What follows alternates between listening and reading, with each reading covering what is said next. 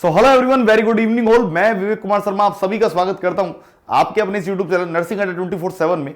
और जैसा कि आप लोगों को पता होगा, लगातार लंबे समय से आप लोगों को आरआरबी नर्सिंग सुपरिटेंडेंट पर लगातार हर चीज पर वीडियो जो है मैं आप लोगों के लिए लाता रहा हूं। आज का वीडियो भी खास है। आज बात करने वाले हम लोग, जैसे कि सब किसी ने फॉर्म भरा अहमदाबाद जोन से, तो क्या उसका एग्जाम भी अहमदाबाद में लगेगा? जैसे मान लीजिए किसी ने मुंबई जोन से फॉर्म भरा है या कोलकाता जोन से फॉर्म भरा है, मालदा से भरा है, कहीं से भी भरा है, तो क्या उसका एग्जाम वहीं पर होने वाला है उसी जोन में या और कहीं होने वाला है? तो ये एक बहुत सारे स्टूडेंट्स के मन में एक ख्याल आ रहा है कि क्या एग्जाम जो प्लेस है वो सेम रहेगा, अलग रहेगा। तो आज हम उसी के बारे में डिस्कस करेंगे और मैं आप लोगों को बहुत सारी बातें भी बताने वाला हूं। तो इस वीडियो को लास्ट तक जरूर देखिएगा और साथ ही साथ अगर वीडियो पसंद आए तो इसको लाइक जरूर करिएगा, कमेंट जरूर करिएगा और साथ ही साथ नर्सिंग अड्डा 24/7 जो हमारी परिवार है इसको सब्सक्राइब भी कर लीजिएगा। चलिएगा, तो आज का टॉपिक है कि आरआरबी नर्सिंग सुपरिटेंडेंट जो एग्जाम है वो कहां होगा, आपका एग्जाम सेंटर कहां होगा। देखिएगा, तो जैसे अलग अलग लोगों ने अलग अलग जगह से फॉर्म भरा है, किसी ने अहमदाबाद से भरा है, किसी ने मुंबई से भरा है, किसी ने कोलकाता से भरा है। तो आपका सेंटर अभी अगर मैं बात करूं, अभी रिसेंटली एक एग्जाम हुआ एएलपी का, असिस्टेंट लोको पायलट का एग्जाम हुआ था अभी रिसेंटली। तो अगर उस एग्जाम की बात करूं मैं, तो जैसे एएलपी में भी क्या है, जोन वाइज सिस्टम होता है। असिस्टेंट लोको पायलट का भी रिसेंटली एग्जाम हुआ था और उसमें क्या है, जोन वाइज सिस्टम होता है कि आपने किस जोन से भरा है। जैसे किसी ने अजमेर जोन से भरा है, किसी ने जयपुर जोन से भरा है, किसी ने कहां से भरा है। लेकिन सेंटर इस तरीके से नहीं आया कि जयपुर से या ऐसे। मिनिमम अगर मैं बात करूं, मैं क्राइटेरिया की बात करूं, तो जो सेंटर्स आए वो किलोमीटर की रेंज में आए। जैसे मान लीजिए मेरा घर जयपुर में है, तो मेरा मैक्सिमम जो रेंज किलोमीटर था वो 100 किलोमीटर था, कि मतलब मेरा 100 किलोमीटर की रेंज में ही सेंटर आया है। तो मोस्ट प्रोबेबली बात करूंगा मैं हमारे नर्सिंग सुपरिटेंडेंट की, कि जो सेंटर आएंगे वो आप लोगों का उसी जोन में नहीं आएगा जहां से आपने फॉर्म भरा है। आपका सेंटर आएगा कहां पर? जैसे मान लीजिए एनीवन बिलोंग फ्रॉम रेवाड़ी, है ना, मान लीजिए कोई रेवाड़ी से बिलोंग करता है ना, तो रेवाड़ी का दिल्ली से पहले, तो वो लगभग मान के चलिएगा उसका 100 रेडियस जो है, 100 किलोमीटर का रेडियस कहां होता है, लगभग नोएडा के आसपास, है ना। तो अगर बात करूं तो उसका सेंटर कहां आ सकता है? नोएडा में। जैसे मान लीजिए मेरा घर दौसा में है, तो मेरे 100 किलोमीटर के रेडियस में क्या आता है, जयपुर। तो हो सकता है मेरा सेंटर जयपुर आ सकता है। तो मतलब ऐसा नहीं है कि उसी जोन पर आएगा, कि कोलकाता में भरा है तो कोलकाता से आएगा, अजमेर से भरा है तो अजमेर से आएगा, या मुंबई से भरा है तो मुंबई से। नहीं, आपके नियर बाई जो सीबीटी सेंटर्स होंगे, नियर बाई, जैसे मान लीजिए, जरूरी नहीं है कि यही रेंज हो, जरूरी है कि नियर बाई जो सीबीटी सेंटर्स होंगे, सीबीटी बोले तो कंप्यूटर बेस्ड टेस्ट का जहां पर अरेंजमेंट होगा वहां पर आप लोगों के एग्जाम होंगे। ये आप देख लीजिएगा। आप में से किसी को भी आरआरबी इतना लंबा ट्रेवल नहीं करवाती है कि साहब आप मुंबई से कोलकाता जाओगा ना, ऐसा नहीं होगा, या जो है जयपुर से मुंबई आ जाओ, नहीं, ऐसा नहीं होता है मोस्ट प्रोबेबली। और अगर ऐसा होगा भी तो बहुत रेयर कंडीशन ऐसी होगी।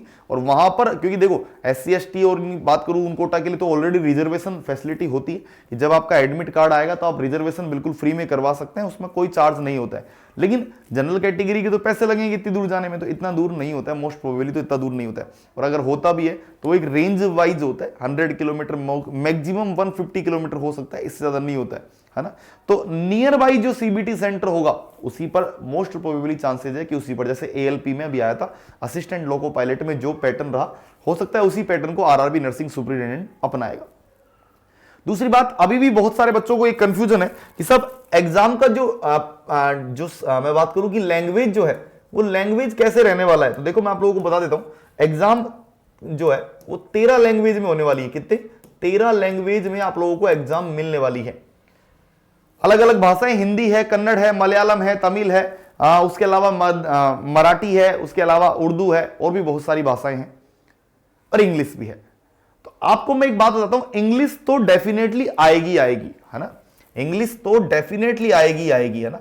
और सेकंड लैंग्वेज वो आएगी जो आपने चूज की है। जैसे मान लीजिए किसी ने हिंदी चूज की थी, तो एक पेपर आपको दिखेगा हिंदी में, और मतलब एक जो पार्ट होगा लैंग्वेज, या मैं बोलूं कि एक जो देख सकते हो आप हिंदी में और एक जो देख सकते हो आप इंग्लिश में, मतलब 2 टाइप से आप देख सकते हो।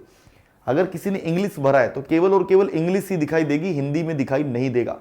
और अब जैसे बहुत सारे बच्चे बोल रहे हैं कि क्या हम लोग अब चेंज कर सकते हैं क्या, कि लैंग्वेज? नहीं, तो आप अब इसको चेंज नहीं कर सकते हैं। You can not change it now. अब आप इसको चेंज नहीं कर सकते हैं। चेंज करने का मौका जब दिया गया था, करेक्शन विंडो जब ओपन हुई थी, तब आप लोगों को मौका दिया गया था, तब आपने नहीं किया, वो आप लोगों की थोड़ी सी बदकिस्मती रही। लेकिन उस टाइम भी मैंने आप लोगों को बताया था वीडियो में, आप देख सकते हैं प्रीवियस वीडियो में जाकर कि आपको लैंग्वेज कैसे चूज करना है और कैसे आने वाला है, और मैं आप लोगों को आगे भी बताता रहूंगा इसके बारे में सारी कवर। तीसरी बात, एक और बात करूंगा, एग्जाम का पैटर्न वही है, कुछ वायरल कुछ वायरल न्यूज ऐसा बता रहे हैं कि इस बार नंबर ऑफ क्वेश्चन 200 आने वाले हैं, 150 आने वाले, नहीं, नंबर ऑफ क्वेश्चन 100 ही आने वाले हैं, जिसमें से 70 एमसीक्यू नर्सिंग के होने वाले हैं और 30 एमसीक्यू नॉन नर्सिंग के होने वाले हैं। तो मैंने आप लोगों को इस वीडियो में 3 चीजें क्लियर करी।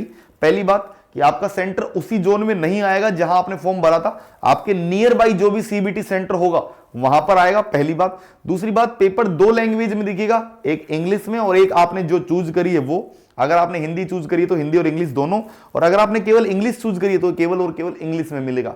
और तीसरी बात वो कि जो एक वायरल न्यूज चल रही है कि नंबर ऑफ क्वेश्चंस बढ़ाए गए हैं, ऐसा कहीं अभी कोई ऑफिशियल नोटिफिकेशन नहीं है, केवल और केवल 100 क्वेश्चन आएंगे, 70 एमसीक्यू नर्सिंग के और 30 एमसीक्यू नॉन नर्सिंग के आने वाले हैं। और आप लोगों की तैयारी के लिए एक शानदार बैच, आप लोगों को नीचे नंबर भी दिए होंगे 9958776247, इस नंबर पर आप कॉल भी करके संपूर्ण जानकारी ले सकते हैं। प्रगति बैच नोट सेट के लिए स्टार्ट हो चुका है 10 दिसंबर से, और आरआरबी नर्सिंग सुपरिटेंडेंट के लिए वंदे भारत बैच जो केवल और केवल 2000 रुपए में आप लोगों को कंप्लीट थ्योरी टेस्ट सीरीज, उसके अलावा साथ ही साथ रिकॉर्डेड लाइव और उसके अलावा डीपीपी, सब कुछ आप लोगों को इस बैच में मिलने वाली है। तो इस बैच को आप एक बार लेके देखिए और अपनी सफलता को, सिलेक्शन को श्योर बनाइए। तो उम्मीद है आप लोगों को वीडियो पसंद आया होगा।